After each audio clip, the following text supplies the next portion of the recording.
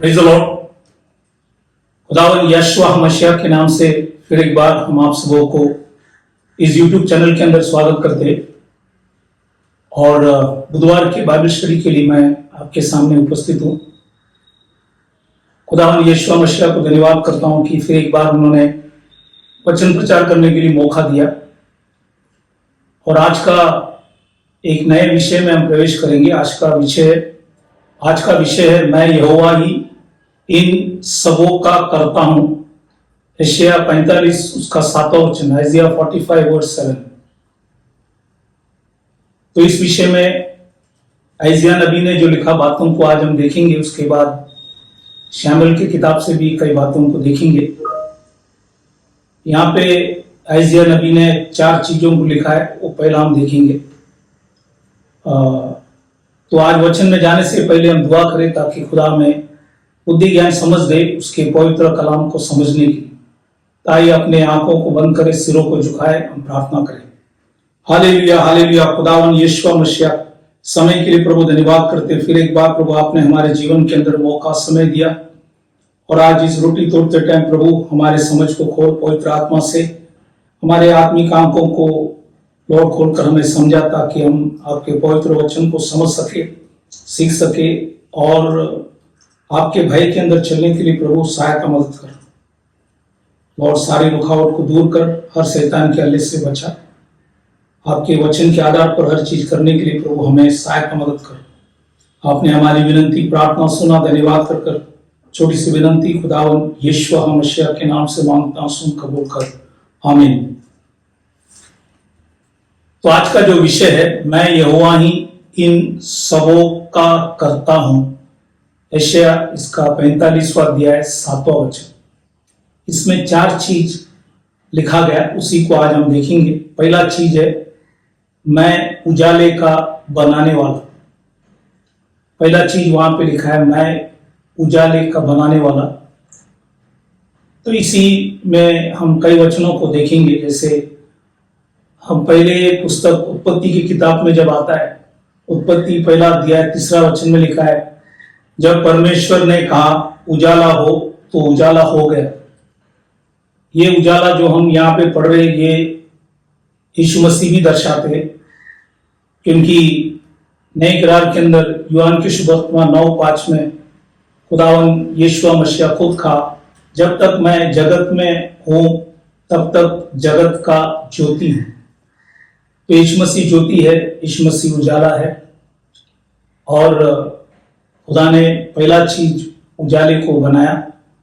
जब सृष्टि बनाया तो पहला चीज उजाले को बनाया। इसलिए सबसे पहला चीज है यहोशू मसीह, हमारा परमेश्वर। और भी कई वचन हम देखेंगे, जैसे मत्ती के सुवर्तमान 5वां अध्याय 14 वचन में लिखा है तुम जगत के ज्योति हो। तो आज स्वयं यीशु मसीह भी जगत का ज्योति है और यीशु मसीह ने विश्वास करने वाले को भी जगत का ज्योति बनाया। मत्ती के सुवर्तमान 5:16 में, मैथ्यू चैप्टर 5:16 लिखा है कि उसी प्रकार तुम्हारा उजाला मनुष्यों के सामने चमके कि वे तुम्हारे भले कामों को देखकर तुम्हारे पिता की जो स्वर्ग में है बड़ाई करें। तो आज यहाँ पे लिखा है कि परमेश्वर ने हमें उजाला बनाया और हमारा उजाला चमकना चाहिए ताकि लोग यीशु मसीह को पहचाने। तो इसलिए यहाँ पे ये वचन हमने देखा। वैसे परमेश्वर के दास पौलुस पहली थिस्सलुनीका की किताब 5वां अध्याय 5वां वचन में लिखता है, 1 थिस्सलुनीका चैप्टर 5 वर्स 5, क्योंकि तुम सब ज्योति के संतान और दिन की संतान हो। तो आज हम भी ज्योति के संतान हैं, दिन का संतान है, हम रात का नहीं। इसलिए परमेश्वर के दास पौलुस थिस्सलुनीका मंडली को इस विषय में भी समझाया। और परमेश्वर के दास पौलुस एपीसी मंडली को भी लिखते टाइम कहा गया। एपीसियों की किताब 5वां अध्याय 8वां वचन, एफिशियंस चैप्टर 5 वर्स 8, वहां पे लिखा है क्योंकि तुम तो पहले अंधकार थे परंतु अब प्रभु में ज्योति हो, अंत ज्योति के संतान के समान चलो। तो आज हम ज्योति के संतान हैं, तो हमें उसी समान चलना है, अंधेरे में नहीं, पाप में नहीं, लेकिन उजाले में हम चले, ज्योति में हम चले, क्योंकि प्रभु ने, जैसा प्रभु ज्योति है वो हमें भी ज्योति बनाए। इसलिए इस वचनों को हमने देखा, क्योंकि उजाले को बनाने वाला प्रभु यीशु मसीह है और वही हमारे जीवन के अंदर भी अंधेरे से उजाले में लिया है। इसलिए उस परमेश्वर को हम धन्यवाद करना चाहिए। दूसरा चीज यशायाह नबी ने लिखा गया, वो दूसरा चीज लिखता है, अंधेरे का सृजनहार। तो अंधेरे का भी सृजनहार परमेश्वर है, मतलब बनाने वाला वही है। तो इस विषय में कई वचनों को हम देखेंगे। अंधेरे का सृजनहार हो, उसी के विषय में हम कई वचनों को देखेंगे। उत्पत्ति की किताब पहला अध्याय दूसरा वचन में लिखता है, जेनेसिस चैप्टर 1 वर्स 2, पृथ्वी बेडोल और सुनसान पड़ी थी और गहरे जल के ऊपर अंधेरा था। तो उस जल के ऊपर अंधेरा था, तो उत्पत्ति के अंदर ही खुदा ने अंधेरा बनाया। इसी के विषय में हमने यहाँ पे वचनों को देखा और भी कई वचनों को हम देखेंगे। उत्पत्ति की किताब पहला अध्याय 4 और 5 में लिखता है, जेनेसिस 1, 4 and 5, और परमेश्वर ने उजाले को अंधेरे से अलग किया और अंधेरे को रात कहा। तो परमेश्वर ने अंधेरे को रात कहा गया, ये भी उत्पत्ति के अंदर परमेश्वर ने किया गया। इफिसियों की किताब 6:16 में लिखता है, इस संसार के अंधकार के हकीमों से।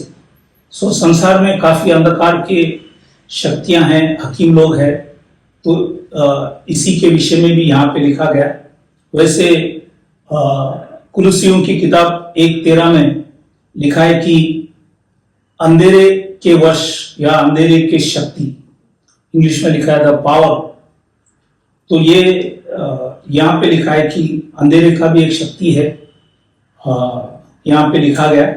और पहला यूहन्ना 3:10 में, 1 जॉन 3:10 लिखा है कि शैतान की संतान।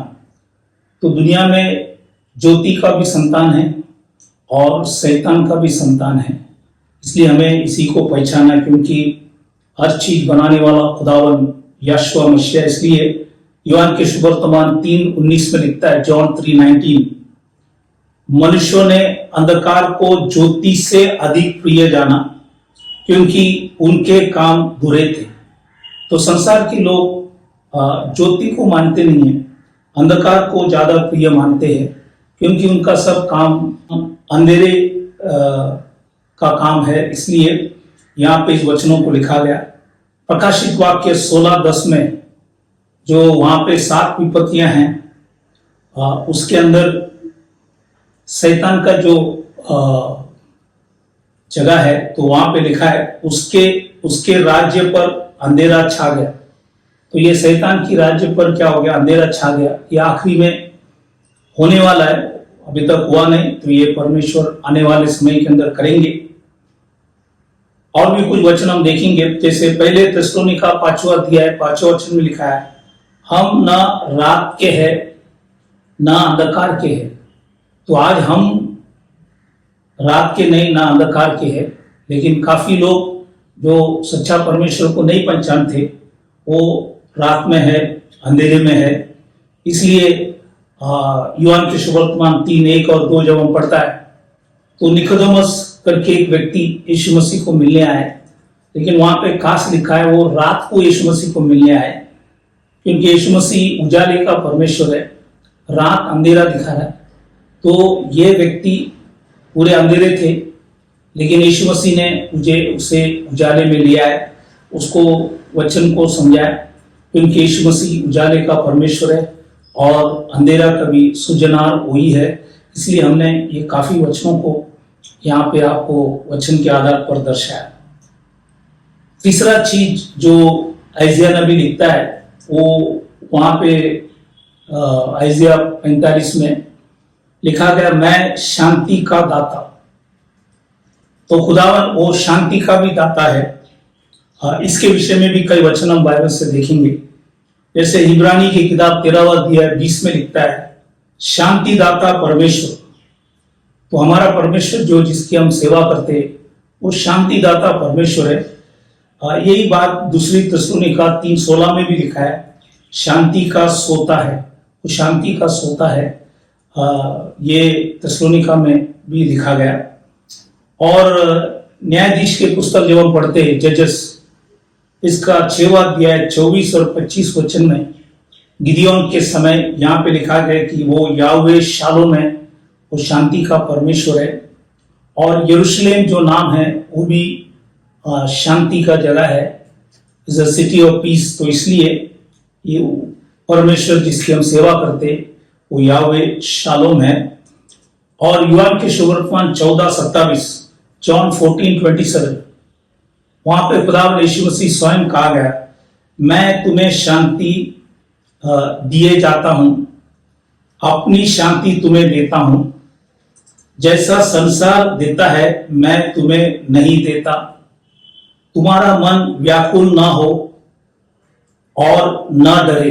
तो परमेश्वर कहता है कि खुदा ने आपको हमको वो शांति दी है, क्योंकि वो शांति का परमेश्वर है और शांति परमेश्वर ही दे सकता है। कोई व्यक्ति तुम्हें नहीं दे सकेंगे, दुनिया की कोई भी चीज तुम्हें वो शांति देने पाएंगे।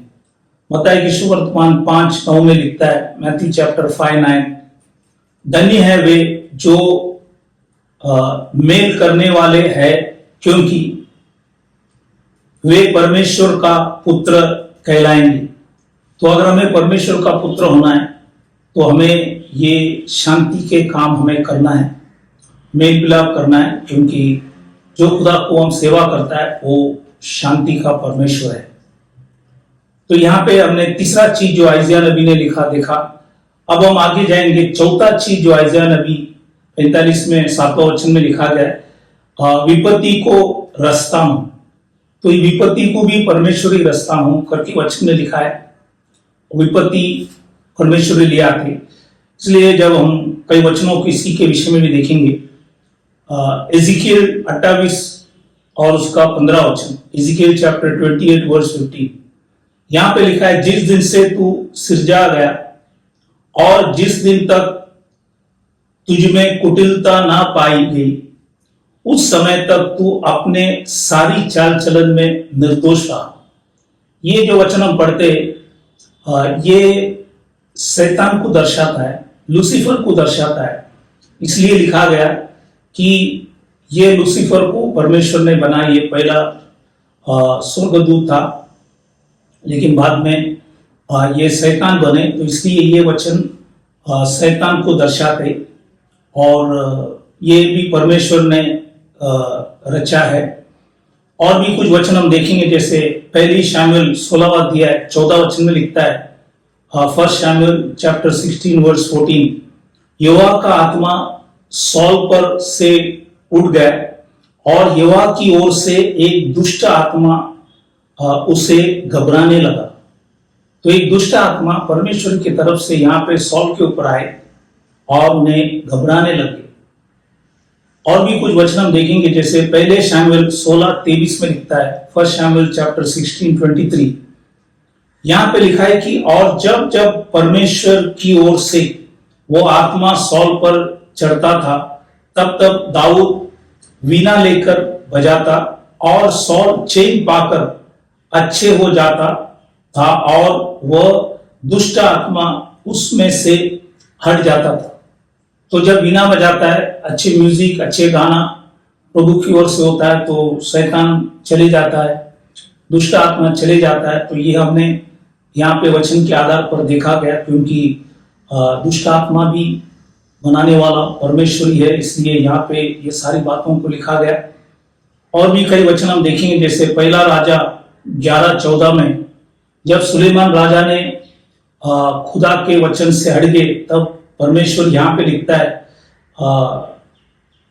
फर्स्ट किंग चैप्टर 11 वर्स 14, पहला राजा 11 अध्याय 14 वचन में लिखता है, तब यहोवा ने यदोमी हदाद को, जो यदोमी राजवंश का था, सुलेमान का शत्रु बना दिया। तो परमेश्वर ने सुलेमान के लिए शत्रु बनाया, क्योंकि उन्होंने परमेश्वर के वचन से हट गए, इसलिए यहाँ पे लिखा गया। दूसरा बार भी परमेश्वर ने किया, जैसे पहला राजा 11वां अध्याय 23 वचन में लिखता है, फर्स्ट किंग चैप्टर 11 वर्स 23 में लिखता है, फिर परमेश्वर ने उसका एक और शत्रु कर दिया, अर्थात एलियादा के पुत्र रंजन को। वह तो अपने स्वामी सोबा के राजा हददजार के पास से भागा था, तो ये वहां से भाग गया था। प्रभु ने उसको भी सुलेमान के विरुद्ध शत्रु बनाया। तो ये सारा काम परमेश्वर करता है। इसलिए यहाँ पे आइजिया नबी ने इस 4 चीज को जो हमने देखा, ये लिखा गया है कि परमेश्वरी उजाले को बनाने वाला, अंधेरे का सृजनहार है, शांति का दाता है और विपत्ति को रचता है। तो ये सब परमेश्वरी करता है और उसी के हाथ में सब कुछ है। उन्होंने सारा चीजों को किया, तो इसलिए इस बातों को समझना बहुत जरूरी है। तो जैसे हमने आइजिया 45 और उसका 7वां वचन में 4 चीज देखे, वैसे ही कुछ और भी बातों को पहली शामिल 2 अध्याय 6वां वचन में लिखा है।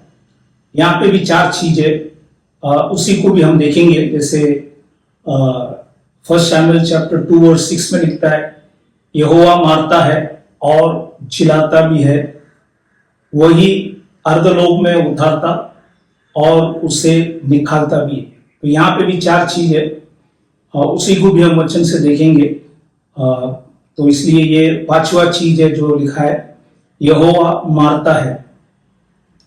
इसी के विषय में कई वचनों को हम खुदा के पवित्र कलाम से देखेंगे। जैसे लेवी की किताब 10वां अध्याय 1 और 2 वचन में लिखा है, लेविटिकस चैप्टर 10 वर्स 1 और 2। यहाँ पे लिखा है, तब नादाब और अबीहू नामक हारून का 2 पुत्र ने अपने अपने धूपदान लिया और उनमें आग भरी और उसमें धूप डालकर उस ऊपरी आग को, जिसकी आज्ञा यहोवा ने नहीं दी थी, यहोवा के सम्मुख अर्पित किया। तब यहोवा के सम्मुख से आग निकली और उन दोनों को भस्म कर दिया और वे यहोवा के सामने मर गए। तो ये मारने वाला परमेश्वर वचन में लिखा है, यहोवा मारता है। यहाँ पे हारून के जो 2 पुत्र थे, नादाब और अबीहू, इन्होंने बाइबल के अंदर लिखा है ऊपरी आग धूपदान में डालकर लिया है, इसलिए परमेश्वर ने उन दोनों को नष्ट किया, भस्म किया। यहाँ पे ये वचन हमें दर्शाता है। और भी कई वचन हम देखेंगे, जैसे गिनती की किताब 16वां अध्याय 33वां वचन, नंबर्स चैप्टर 16 वर्स 33। यहाँ पे लिखा है, और वे और उनका सारा गरबा जीवते ही अर्धलोक में जा पड़े और पृथ्वी ने उनको ढांप लिया और वे मंडली के बीच में से नष्ट हो गए।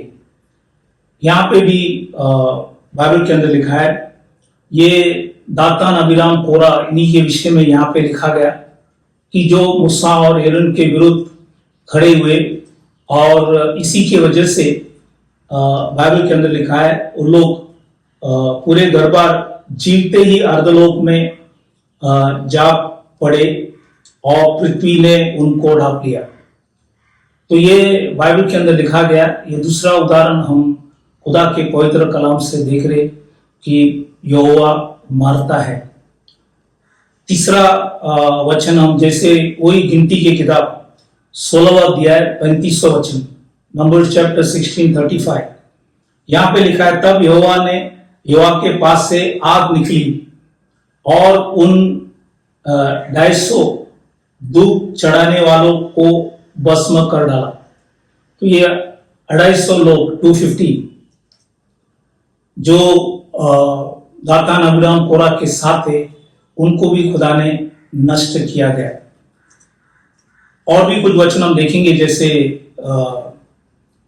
गिनती की किताब 16 अध्याय 49, नंबर चैप्टर 16:49, यहाँ पे लिखा है, और जो कोरा के संग भागी होकर मर गए थे, उन्हें छोड़ जो लोग इस मरी से मर गए वे 14,700 थे। तो उसके साथ 14,700 लोग भी नष्ट हो गए, क्योंकि ये लोग भी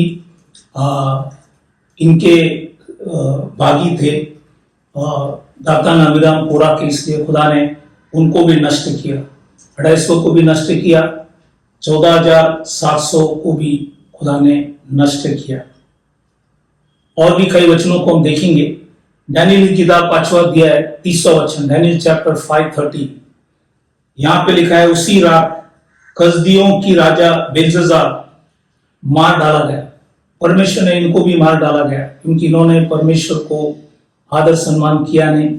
उन्होंने पिता नबूकदनेस्सर के सारी चीजों को देखा, फिर भी इनके जीवन के अंदर कोई परिवर्तन नहीं आए, और इसलिए खुदा ने इनको भी मार डाला। नए करार के अंदर प्रेरित की किताब 12वां अध्याय 23 वचन, एक्ट्स चैप्टर 12:23, यहां पे लिखा है कि उसी क्षण प्रभु के एक स्वर्गदूत ने तुरंत उसे मारा। मतलब ये हेरोद राजा के विषय में लिखा है, क्योंकि उसने परमेश्वर को महिमा न दी और वह कीड़े पड़े मर गए। तो बाइबल के अंदर लिखा है ये हेरोद राजा था, क्योंकि इन्होंने परमेश्वर को, बाइबल के अंदर लिखा है, जैसा आदर करना था उसी समान उन्होंने किया नहीं। इसी की वजह से बाइबल के अंदर लिखा है उन्हें परमेश्वर ने मारा। तो ये हमने कई उदाहरणों को देखा कि यहोवा मारता है। अब हम वहीं पे ही 6वां चीज लिखा है, यहोवा जिलाता भी है। तो खुदा के हाथ में जिलाने का शक्ति भी है, मारने का भी शक्ति है। इसी के विषय में हम कई वचनों को देखेंगे। पहला राजा 17वां अध्याय 21 और 22 वचन, 1 किंग चैप्टर 17, 21, 22, यहाँ पे लिखा है, तब वह, मतलब ये एलिया के विषय में लिखा है, बालक पर 3 बार फंसल गया और यहोवा को पुकार कर कहा, हे मेरे परमेश्वर यहोवा, इस बालक का प्राण इसमें फिर डाल दे। एलिया की यह बात यहोवा ने सुन ली और बालक का प्राण उसमें फिर आ गया और वह जी उठा। तो यहाँ पे एलिया नबी ने खुदा के वचन के आधार पर एक व्यक्ति जो मर गए थे उनको जिलाया गया। ये एक उदाहरण हम खुदा के पवित्र कलाम से देखा। दूसरा है दूसरा राजा 4वां अध्याय 34 और 35 वचन, 2 किंग चैप्टर 4 वर्स 34-35, यहां पे लिखा है, तब वह चढ़कर लड़के पर इसी रीति से लेट गया कि अपना मुंह उसके मुंह से और अपनी आंखें उसकी आंखों से और अपनी हाथ उसके हाथों से मिला दिया, और वह लड़के पर फंसल गया। तब लड़के के देह गर्म होने लगे। तब वह उसे छोड़कर घर में इधर उधर टहलने लगा और फिर चढ़कर लड़के पर फंसल गया। तब लड़के ने 7 बार छींका और अपनी आंखें खोली। ये एलीशा नबी है, ये एलीशा नबी के समय में हुआ है। तो यहाँ पे भी उन्होंने भी एक बालक को जिलाया। तो ये दूसरा उदाहरण आज खुदा के पवित्र कलाम से हम देख रहे, क्योंकि यहोवा जिलाता भी है। तो ये 2 उदाहरण हमने पुराने नियम से देखा। अब हम नए करार में जब आते हैं, नए नियम में आते हैं, तो यहाँ पे भी 2 उदाहरण हम देखेंगे। जैसे यूहन्ना के सुवर्तमान 11वां अध्याय, जब हम 11वां अध्याय में आएंगे, उसका 43 और 44 वचन जब हम पढ़ते हैं, जॉन चैप्टर 11, 43-44, यहां पे लिखा है, यह कहकर उसने बड़े शब्द से पुकारा, हे लाजर निकला। ये खुदावन यीशु मसीह स्वयं का, लाजर, ये लाजर निकला। तो मर गया था वो, कफन से हाथ पांव बांधे हुए निकल आया और उसका मुंह अंगोछे से लिपटा हुआ था। यीशु ने उसे कहा, उसे खोल दो और जाने दो। तो यहाँ पे हम देखता है कि प्रभु ने लाजरस, जो कब्र में 4 दिन थे, प्रभु ने उसको भी जिलाया, क्योंकि प्रभु के हाथ में जिलाने का शक्ति सामर्थ है। इसलिए हमने ये नए करार से तीसरा उदाहरण हमने देखा। जुना करार में 2 उदाहरण हमने देखे, नए करार में ये पहला उदाहरण। और दूसरा है प्रेरित की किताब 9वां अध्याय 40 और 41वां वचन में, एक्ट चैप्टर 9, 40, 41। यहाँ पे लिखा है, तब पत्रोस ने सबको बाहर कर दिया और घुटने टेक कर प्रार्थना की और शव के ओर देखकर कहा, ये तबीता उठ। तब उसने अपने आंखें खोल दी और पत्रोस को देखकर उठ बैठी। उसने हाथ देकर उसे उठाया और पवित्र लोगों और विधवाओं को बुलाकर उसे जीवित दिखा दिया। तो इसलिए यहाँ पे नए करार में भी 2 उदाहरण हमने देखा, पुराने नियम के अंदर भी 2 उदाहरण कि यीशु मसीह जिलाने वाला परमेश्वर है, उसके अंदर जिलाने का शक्ति सामर्थ्य है। तो ये वचन के आधार पर हमने देखा। अब हम आगे जो शामूएल की किताब में लिखा है कि वही अर्धलोक में उतारता। तो अर्धलोक में उतारने का भी शक्ति उसी के हाथ में है। इस विषय में भी कई वचनों को हम खुदा के पवित्र कलाम से देखेंगे। जैसे गिनती की किताब 16वां अध्याय 33 वचन, नंबर्स चैप्टर 16, 33। यहां पे लिखा है, और वे जय कोरा, दातान, अबीराम और उनका सारा गरबार जीविती अधोलोक में जा पड़े और पृथ्वी ने उनको ढांप लिया और वे मंडली के बीच में से नष्ट हो गए।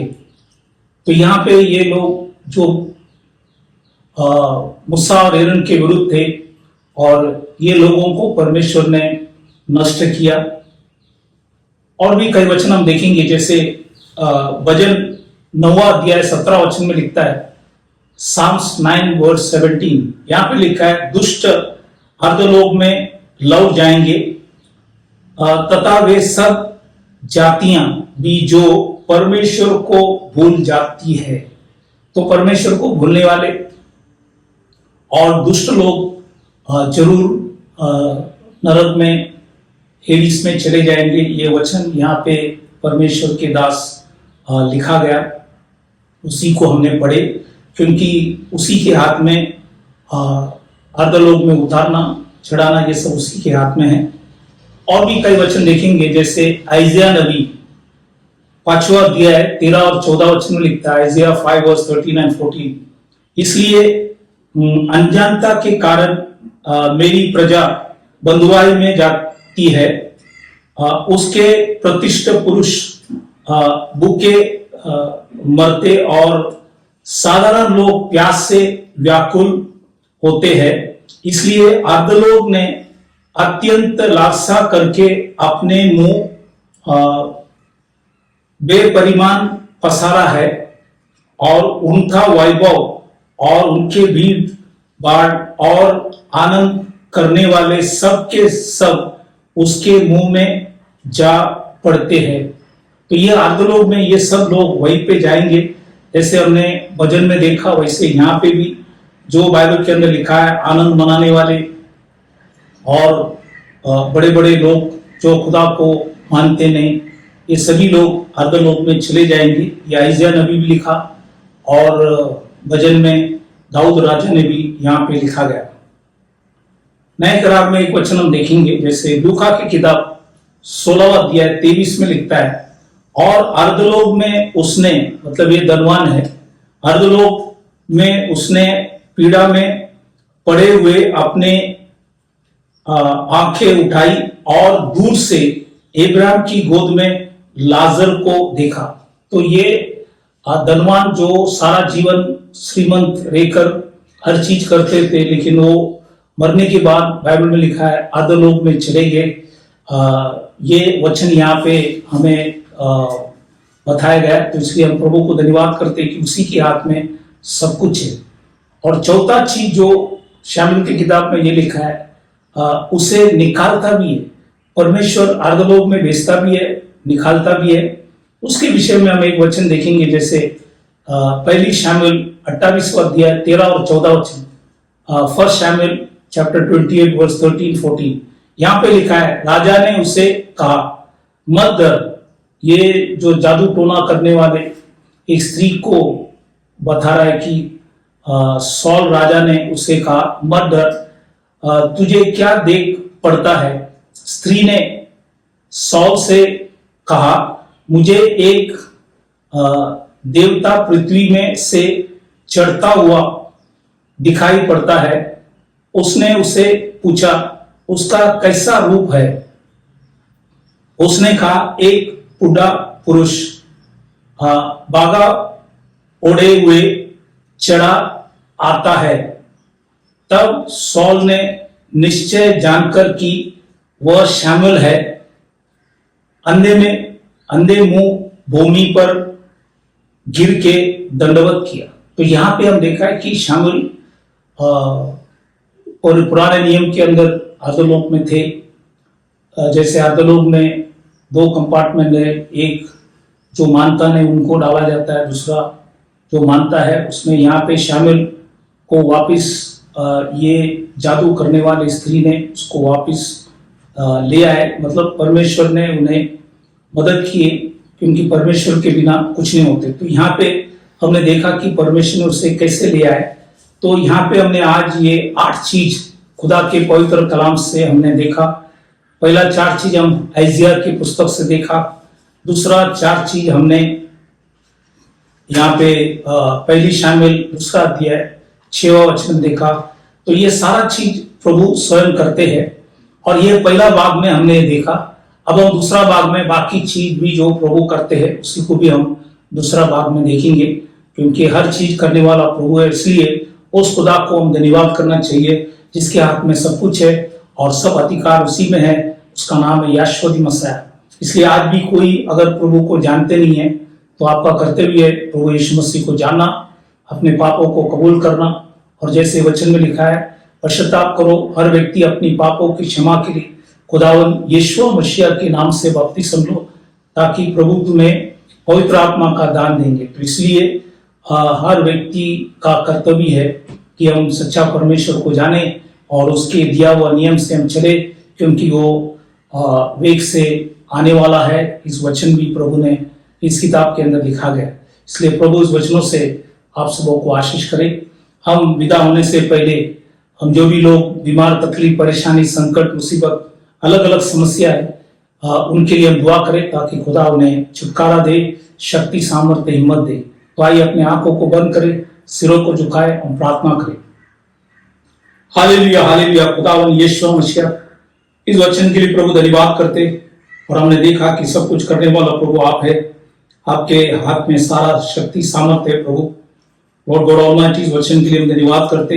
आप मारते भी है, आप जिलाते भी है। लॉर्ड गॉड ऑलमाइटी, आपने अंधेरे को बनाया, उजाले को बनाया, सब कुछ करने वाला प्रभु आप है। इसलिए आपके नाम को हम धन्यवाद करते। इस समय के अंदर विशेष करके जो बीमार, तकलीफ, परेशानी, संकट, मुसीबत, अलग अलग समस्याएं हैं, उन सभी के लिए प्रार्थना करें प्रभु। आपने खाए फटके से उन्हें चंगाई दे। आपने भाई व लोग से कि सारी अपराधों को क्षमा कर और सबों को बल, शक्ति, सामर्थ्य दे, हिम्मत दे। और प्रभु हर एक को शैतान की हर हल्ले से बचा, तेरे मार्गों में उन्हें चला। आपने हमारी विनती, प्रार्थना सुना। धन्यवाद कर छोटी सी विनती खुदावन यीशु मसीह के नाम से मांगता हूं, सुन कबूल कर, आमीन। तो फिर एक बार मैं आप सबों को धन्यवाद करना चाहता हूं कि आप परमेश्वर के वचन सुन रहे। प्रभु आप सबों को आशीष करे। Thank you very much. God bless you. Praise the Lord.